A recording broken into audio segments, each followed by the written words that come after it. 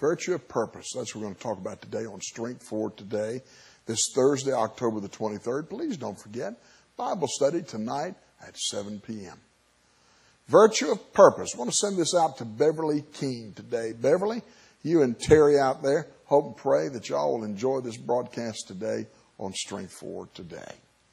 Proverbs 19:20.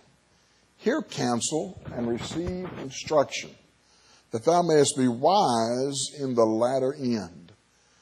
There is virtue in listening to God's plan and purpose and then following it. There's virtue. There's promotion in it. There's power in it. There's purpose in it. Doing it God's way is the path to certain victory and certain blessing. There's going to be a latter end. There's going to be a conclusion to all this one day. The latter end is wise to the listener and is victory and blessing. The latter end is wisecracking, knows is vile blistering in the end. So which do you want, a vile blistering or a victory and a blessing? I'd rather have the victory and the blessing. And folks, we can't be wisecrackers and trying to be smart alecks. We need to be wise listeners. We need to listen to what God's saying and apply it to our lives. In other words, we use it and make it work in our life as a Christian.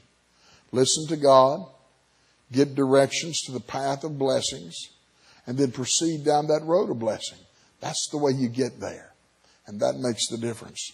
When you get to God's destination for you, that purpose for you in your life, there will be joy unspeakable and full of glory for the child of God.